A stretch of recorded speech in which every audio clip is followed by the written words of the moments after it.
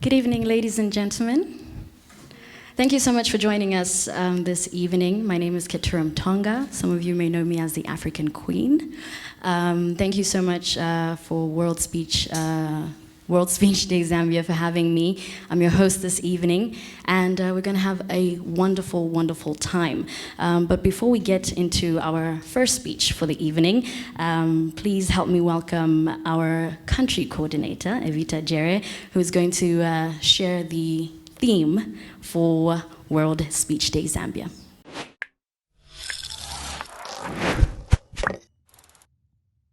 World Speech Day aims to celebrate speech making and its power to actually impact change.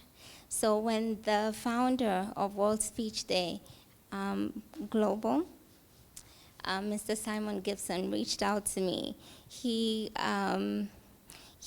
basically wanted to promote speech making across the globe. And I thought, oh, okay, good thing for us to do.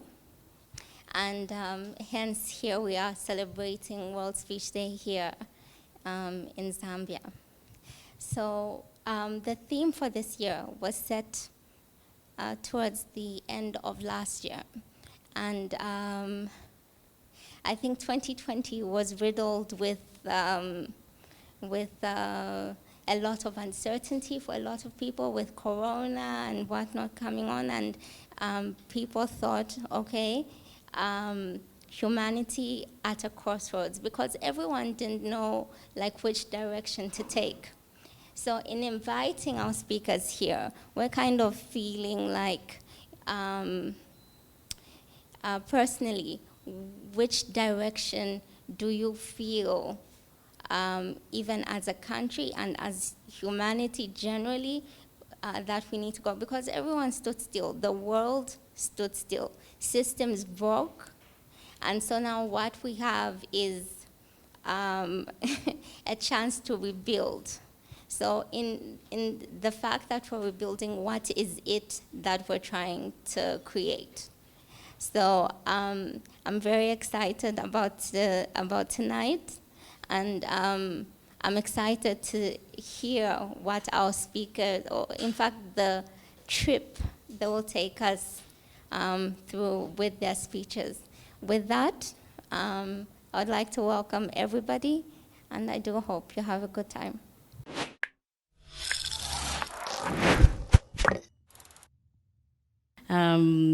There's a great balance of beautiful minds in the room, and it's such an honor for me to be a part of this event. So thank you so much to Evita for having me aboard. The next speaker this evening has quite the profile, and I'm very excited to hear what he will be speaking on this evening. We have Mr. Chilofiatali, who is our second speaker this evening. Mr. Tayali is an advocate, but uses politics as a means to fight for the vulnerable, disadvantaged, and unjustly treated people. So he will be our second speaker this evening. Mr. Tayali.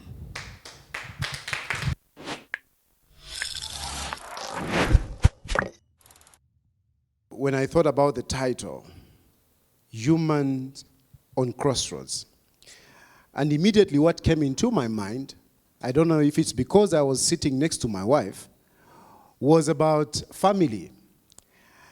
For me, family is something that I'm very, very passionate about.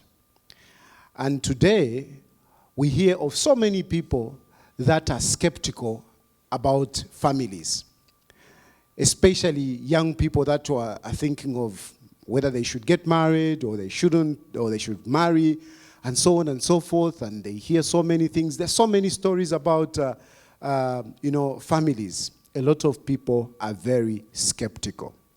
And this, I think we would agree that it is not something that has always been like that. In the past, people appreciated families. In the past, people looked forward to be part of a family. It was a richness to be part of a family. Maturity came with a family. But today, people are thinking twice. We even have a situation where people are living together. They have been living together for years, and they say, no, no, no, we are not yet ready. But you are living together. And you are just scared to come before the altar or before people and say, we are married. This is something that we need to look at as the world. Because families are very important. Families are not just an accident. It is something that is ordained by God. I don't want to be a preacher here.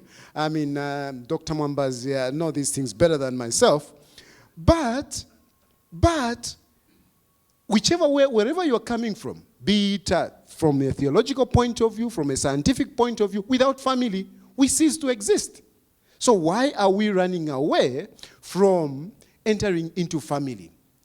There are a lot of issues that we can point at these days. Because these days, of course, with the changing of the new technology that has come up, many things have come up, and people are focusing on these things that have come, things which are not part of their nature.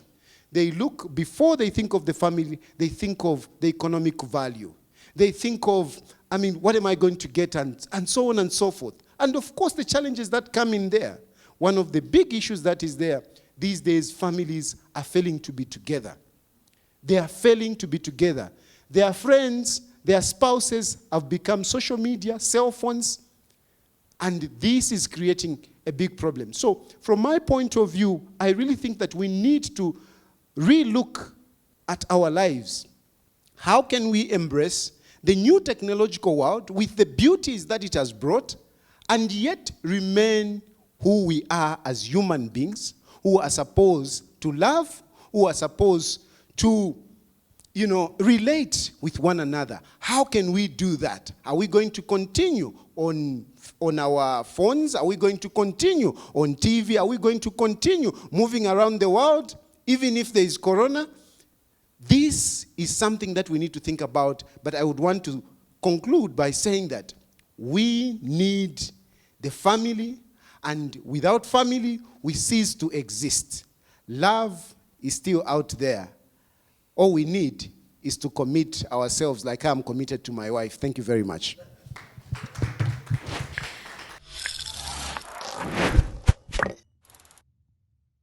I'm always happy to see this lady. I've interviewed her, I think twice, and it's always an honor to be around her.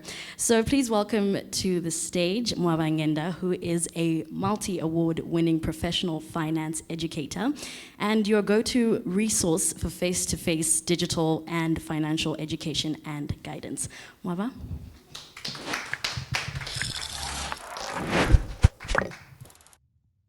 As a society, we have historically struggled to agree on countless of issues, and this is human nature, right?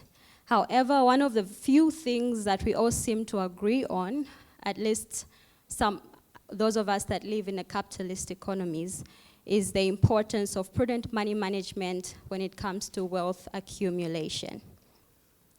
So whether you are a student, you are a consultant, you are a business owner, you are in full-time employment, or whatever it is that you do economically, maybe you're in between jobs, it is important for you to learn how to manage your money. So this should be a priority.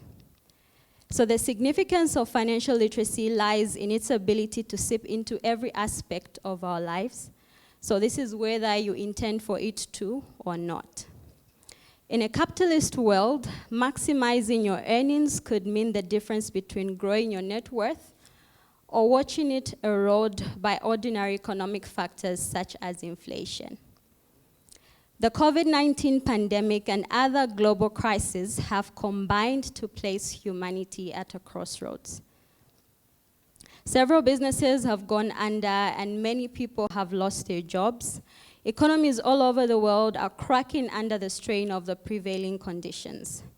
So while there's very little an average human being can do right now, the issue is that if we are to emerge victorious out of all this, we need to manage our money prudently, and all this culminates into how we manage our day-to-day spending habits.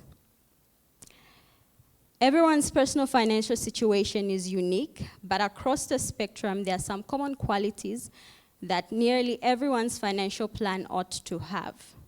So today we're going to look at two things, or I'm going to give two tips that every person or every individual should really think about when it comes to managing their money. So the first is earn more than you spend and invest the difference wisely. Thank you. The second thing is develop simple daily habits that result into wealth accumulation. So these two principles have been taught over centuries and by numerous authorities, including Benjamin Franklin, and they remain effective to this day. The first point summarizes how to manage your personal finances as they can grow your assets, right? To highlight the importance of creating positive cash flow, it highlights the importance of creating positive cash flow and cash flow so that you can invest and produce additional positive cash flow. It is composed of three separate yet connected ideas to form a single concept. And these three ideas are spend less than you earn, increase your earnings, and invest wisely. So the second point, which is develop simple daily habits to result in wealth accumulation, highlights the importance of taking consistent action towards achieving financial wellness. The truth is most of us know what we need to do, and we plan on getting started someday, right? But there's always other competing priorities. So this could be your car breaks down, a family member needs assistance, and you're never really getting started on your process to build or accumulate wealth. The distinguishing characteristic of people who achieve financial wellness is that they have good money habits. Habits cause actions, and actions produce results. It's a simple cause and effect. It's one thing to know what to do, and it's entirely another thing to do it, right? Actions is where rubber meets the road, and that's why habits are so critical.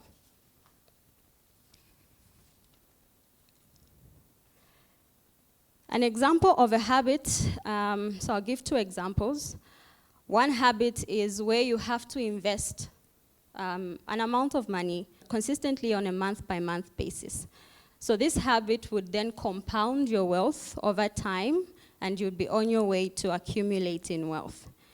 Another habit worth developing would be to invest in yourself. So this is training or continuously educating yourself in whatever field that you are in. So what this would do over time is that it increases your earning potential. So this is the point that I alluded to earlier of increase your earnings. So your saving or your investing is limited to how much you earn. So you can want to save or invest $1 million kwacha today, but if you don't have it, it's not going to happen. In conclusion, you do not have to earn the most or be the smartest to achieve financial wellness. You just have to adopt good money habits. So if you're seeking to do better with your finances today, think about the two tips that I have just given, study them, and see how they fit into your personal relationship with your money. So thank you again for listening to me and inviting me today. I really appreciate it.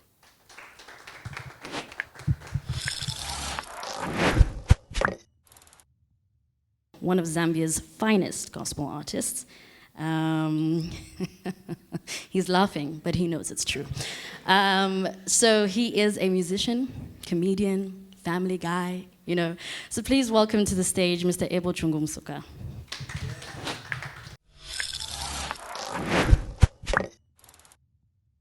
You know, I'm reminded of the first time that I'd ever seen a lion in my life. I was a kid, and I was on a school trip.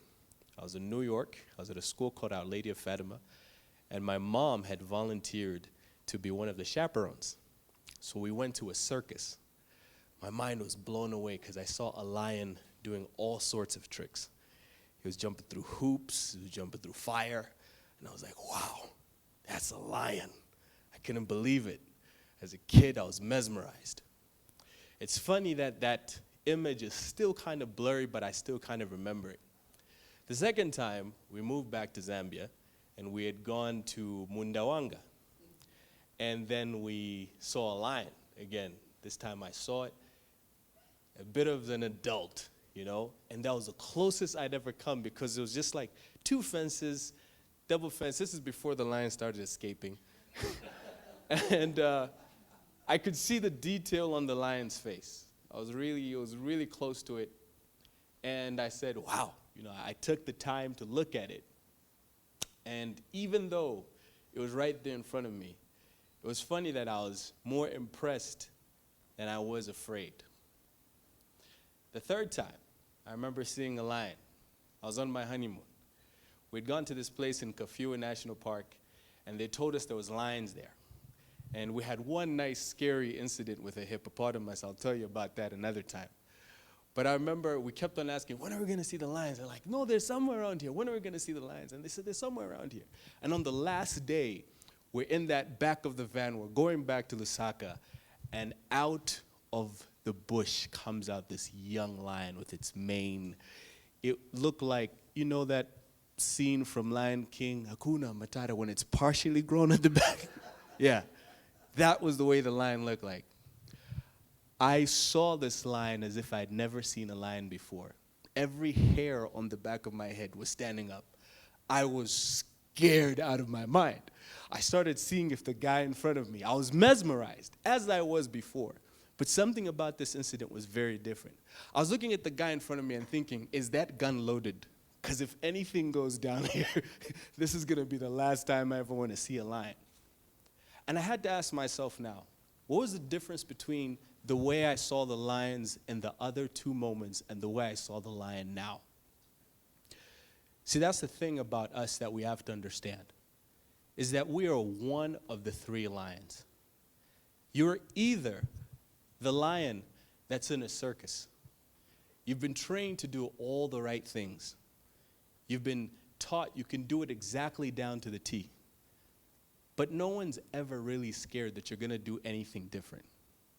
Because everything that you've been programmed to do, someone gave you on a template or told you how to do it, and there's nothing else that you're able to offer. You're exciting, you're impressive, but you're not free. And then there's a lion that's behind the cage that we're very used to seeing every single day. There are people that are not significant because they're kind of like behind a cage. You drive by them every single day.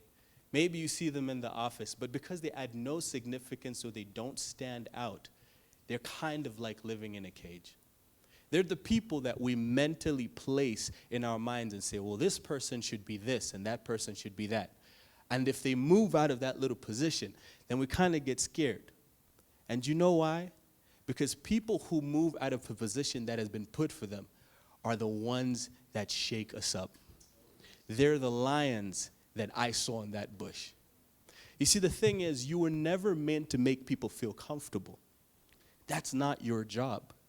You are meant to be a lion. See, the thing about society today is that there's a lot of people who are living behind cages, who are living in circuses, and we don't know what to do with them. The moment we see them, we want to tame them. They could be a lion roaming free and living to the fullest of their potential. You can have a guy who could be Elon Musk, but someone is using him to fix their computer or come to my office and they show me how to use Word, and then they send them back down to the basement. We're missing out on potential of great young people because we're afraid, because we don't know what to do with them. I know a bit about that. She introduced me as a gospel artist. Funny enough, I've been serving my church for like a long time. I've been in my church as a member for a long time, but I've never, ever signed up to be in the choir. And people would always ask me, why don't you sing in the choir, but you sing? And I ask myself, do I have to? You see, when you decide to start making moves and steps in your life, it begins to make people fearful. Because the thing that people fear most is rejection. No one wants to be rejected. Acceptance is one of our biggest desires. because it makes us feel safe. But the question is, are you here for acceptance, or are you here to step out? If humanity is going to make great strides, we need to have to come to terms with that we can't control everything around us, and we can't control everyone around us. We can't manipulate every decision or every opinion to our favor. There are people who are going to be free thinkers, and their opinions are not going to align with yours, but they have to exist. People have to live to the fullest of who they were meant to be. You see, I'm sure if the three lions ever met, the lion who lives in the circus would fear for the one in the bush, because he's like, where are you going? You might get whipped. The lion in the jungle has never been whipped, so he doesn't know anything about that. And then the one behind the cage would say, where are you going? You're going to miss out on free lunch. Who's going to feed you? But then the lion in the bush will only have one response: I'll hunt. Thank you.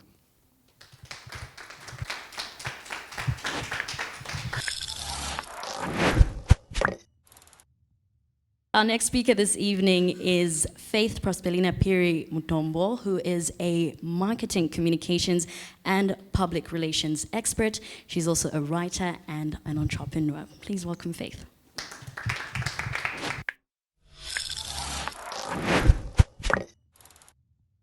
What I'm here to talk about is something that I am very passionate about, something that I often hear from people around me, everywhere I go, in circles, when we are gathering as families, as colleagues, at church.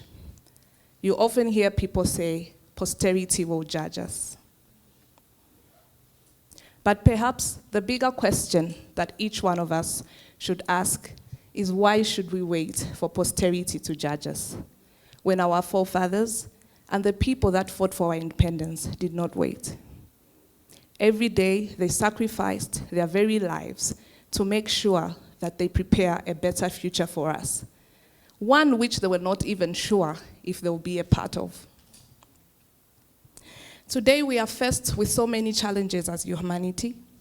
We have climate change, we have economic instability, and we have political instability. As if that is not enough to carry on our shoulders in this generation, we now are faced with a pandemic, which is literally taking over our lives and our very livelihood that we knew to be normal. And now we are forced to live under a new normal that we do not really understand at the moment. Today, we are actually very thankful of names like Mama Juliet Chikamoneka, Mama Kankasa, Kenneth Kaunda, and many, many others who were there, who fought for our rights, who wanted to make sure that our future is bright, our future is smooth. They sacrificed everything that they had. And so today, we need to find out and ask ourselves, why should we always ask this question? Posterity will judge us. Today, it seems like we are moving in all sorts of directions. We do not know where we want to go or where our final destination is.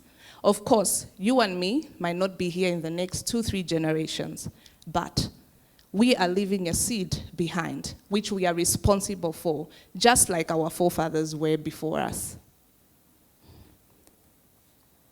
We are now living in a world where serious matters are discussed and dissected on social medias, millions of views and likes, but unfortunately, the most important and serious matters are left with little or no attention at all. How sad is that? Today, we are living in a world where our leaders are becoming richer and the people that put them in power, beggars. I'll say beggars because even a poor person has their own limits. Today, we have become a people who have put objectivity on a pedestal and weigh if it's fitting in our arena. And if it doesn't fit us, then it's not okay, even if it is the truth, unfortunately. What kind of generation have we become? We are willing to pawn the future for our children, our great-grandchildren, for a loaf of bread, sadly.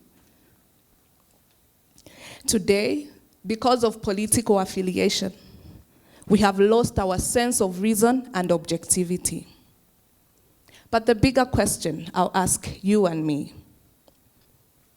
what if today we can decide that we do not want posterity to judge us?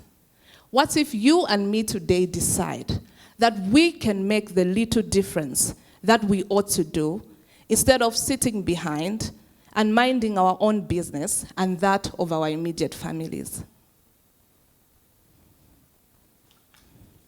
Today, why can't we decide to leave a strong foundation, a stable economy, a free society where people are able to excel in whatever they believe in? Why can't we decide today to leave a better future for the next set of the Generation Z Reloaded, or whatever they'll call themselves then? So today, tomorrow, whichever day you think about it,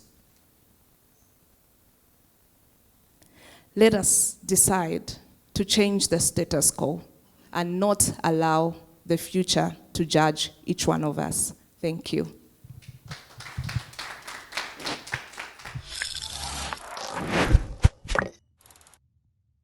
Our next speaker this evening also has a heavy, bio, but I'll make it brief. I'll make it very, very brief. Rev Walter Mambazi, a name that all of us know. He is a transformation leader, networker, digital and traditional marketer, published author. Should I continue? Blogger, copywriter, social influencer, television personality, and radio personality as well. So I made it very brief because there was more. So please welcome Rev Walter Mambazi.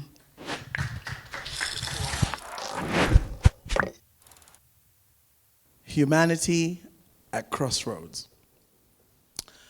We really have been, if you think about it, at crossroads since the beginning of time, since literally the time that mankind came into existence. Now, being a reverend myself, I do believe that mankind didn't come by some spark or some cosmic accident on some proverbial big bang in God knows where, in the middle of God knows when.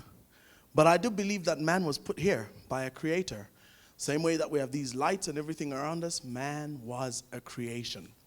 And so if man is a creation, then he has a mandate. That God that created us put a mandate on us. And for the best of it, I believe man has been at a crossroads in trying to accomplish that mandate and bring about the creation of nirvana on earth. So what is that mandate? And have we really met that mandate today?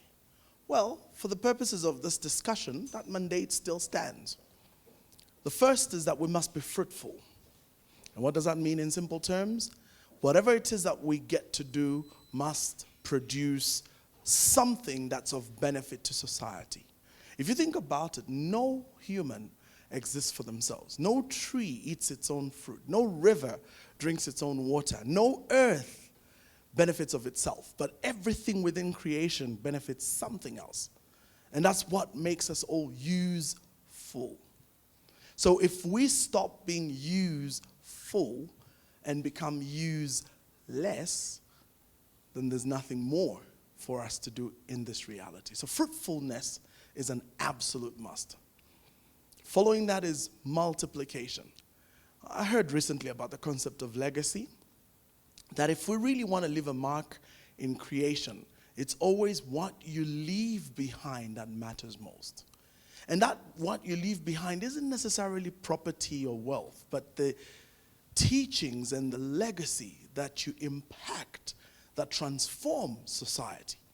So everybody will definitely remember Kaunda for the longest of time in this nation because he created a legacy of independence. And not just himself, but all the great heroes of yesteryear that also fought side by side to bring about the liberation of this nation. And if you think about it, it's that ability to then create leaders that were able to carry the next baton in the next generation that made the most impact. So the question is, are you multiplying yourself? And then there's replenishment, the biggest challenge I think today. Replenishment is a fancy word for management. Okay, so the idea is, are we managing our environment? Are we doing what it takes to put back that which we take out? Remember that we live in an era of chaos. In fact, the terminology is entropy, where everything moves from a state of order to disorder. And it's only man that's supposed to counter that effect by managing everything around them so that they're in a constant state of growth and benefit. The fourth is subjugation. Where there is no vision, people cast off restraint. The power for humanity to succeed is when each human being is able to subdue the passions within themselves and then direct those passions into noble causes that bring about the legacy we're speaking about. It's the ability to take what is essentially a wild environment and transform it by our activity into a controlled environment. That is subjugation. There is an external environment and there is an internal environment. And our ability to control the internal environment will always benefit what's on the outside. And so true subjugation happens when we first can subdue ourselves.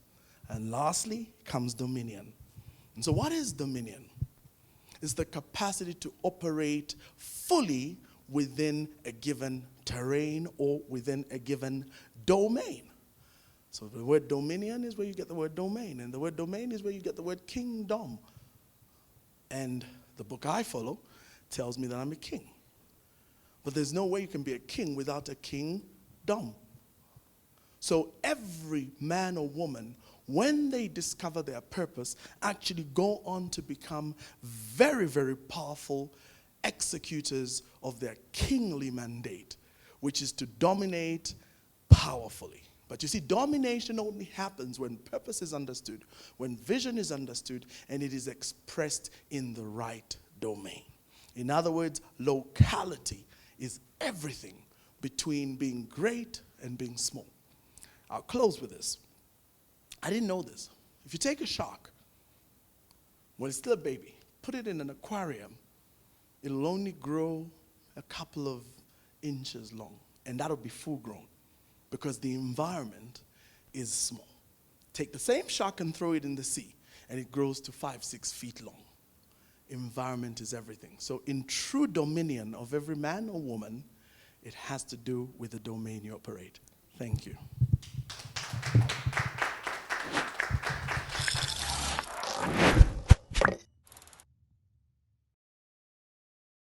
Has worked in the creative arena for over 25 years as a writer, a speaker, a poet, and a voiceover artist. Please welcome Leonisa Mumba.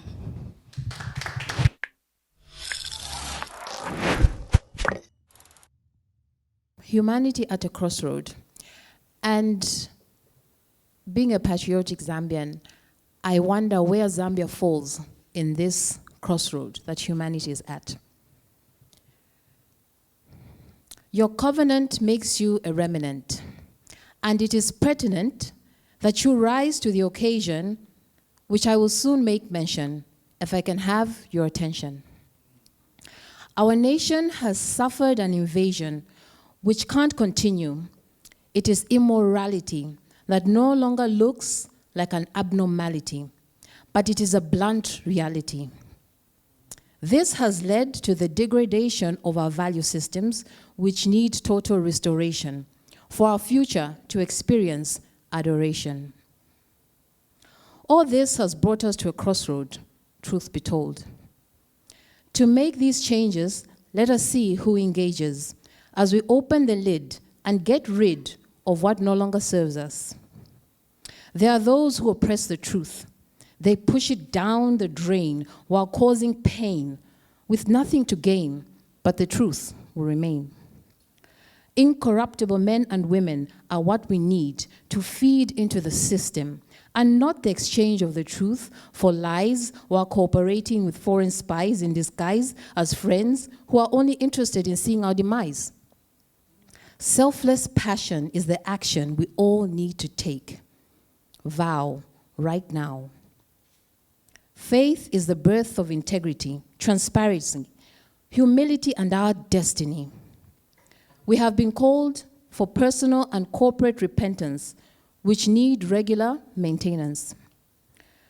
Along with prayer, which is not rare, but if I may dare, what has come of it when some choose to forfeit? There has been nothing concrete. When there was gassing, we followed it up with fasting. I urge the abandonment of greed and the need for actual structural dynamics of national value systems. We live and give in a virtual world, but I submit as I see it fit. It is a projection of spiritual transaction, a form of aversion in sexual perversion. And this is the real invasion. Here we are at a crossroad, piled up like a mold. This is a season. Let us not keep giving negative reasons. Otherwise, we keep playing with the same demons when we already have dominion. It has been too much to handle scandal after scandal. Leaders, let us into a bundle. Let us figure out which angle you need to help us to win. Whichever tribe, I urge you, do not accept the bribe. For now, you may hide, but the truth will find you at the click of a button. We have a clear pattern, an invaluable blueprint to follow for tomorrow. Let us gather, called by our mother, Zambia, and define our spiritual design. I guarantee there is deliverance in perseverance, and while kneeling, we will receive healing. Teachers, pupils, a student must be prudent, for you are all emancipators along with administrators. Raise men and women, raise the standards in the media, education system with a new team, in the family, in music. It is not for the fool, but it's a powerful tool for us to dance and give chance to originality and morality. It should not be a formality to correct economic abnormality.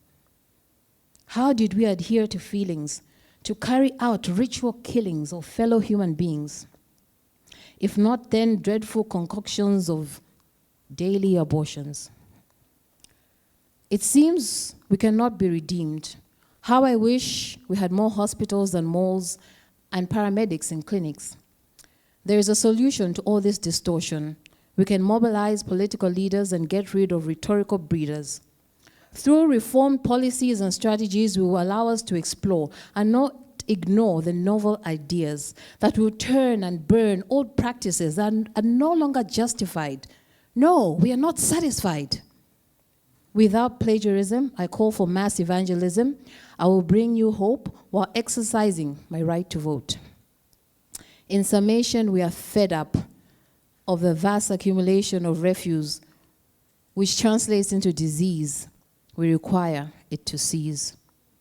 Perhaps to drive the point, we must anoint the path to draw, not a mathematical, but rather a logistical plan for the formulation of efficient transportation centers for future endeavors.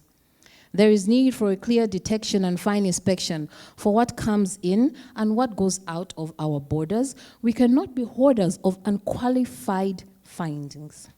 It is prudent that we refine our level of recruitment.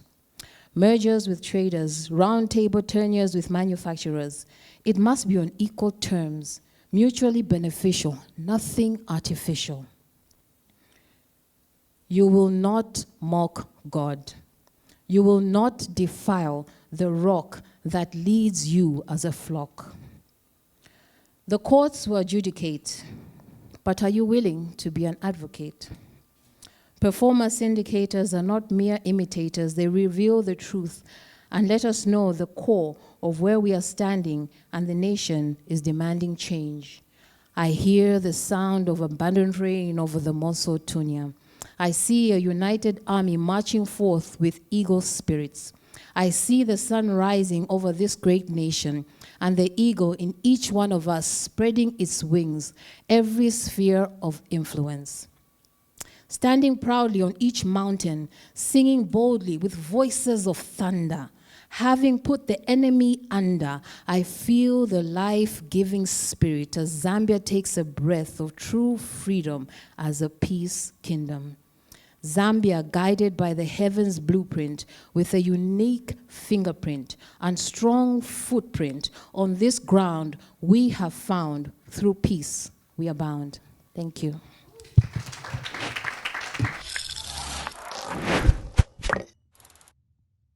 Mr. James Capessa, who is an accountant by profession, I beg your pardon, and he has 13 years of experience in corporate and investment banking, credit, risk management, change management, strategy formulation, and implementation. So please welcome our final speaker for this evening, Mr. James Capessa.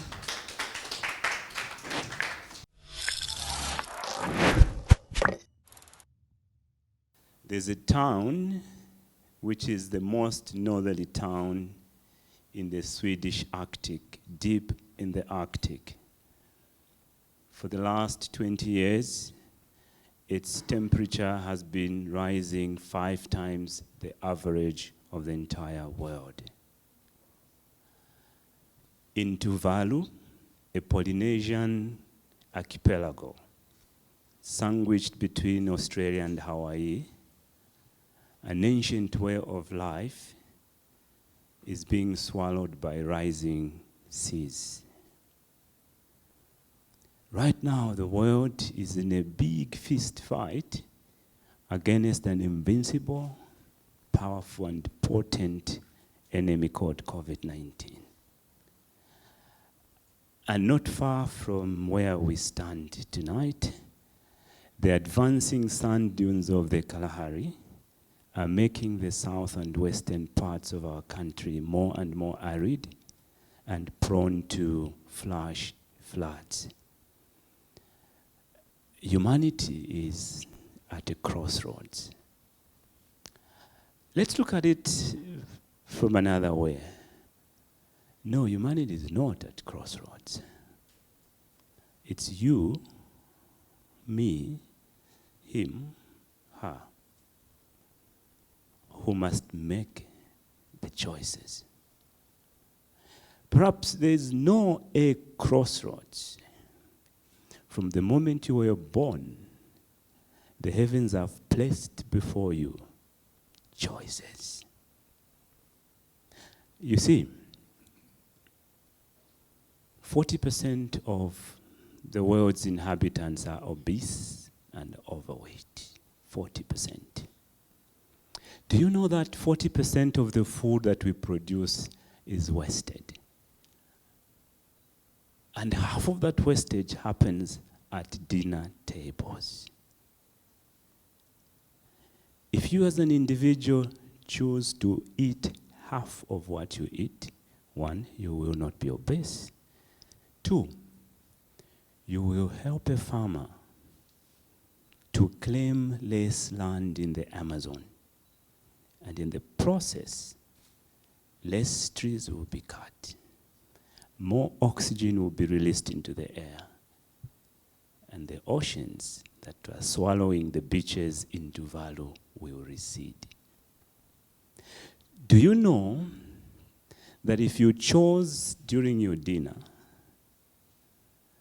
to jump into a public transport or minibus, then rush into your 5-liter Pajero, that there will be less coal mined in the deep mines of South Africa.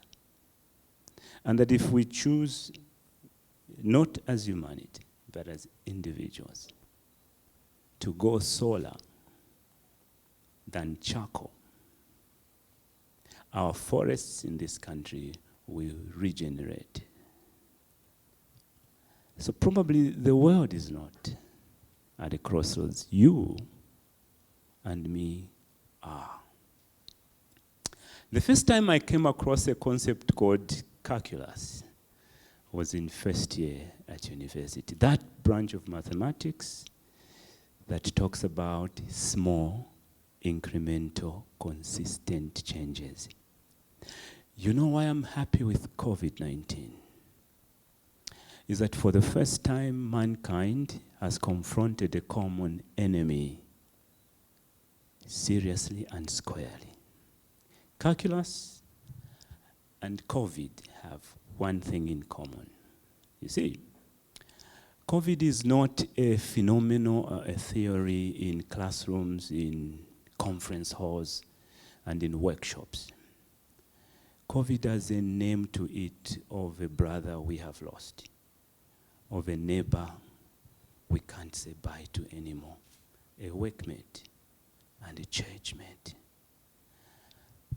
And until the world realizes that global warming is not a theory in textbooks, but that which affects you, me, and her, then we won't make progress.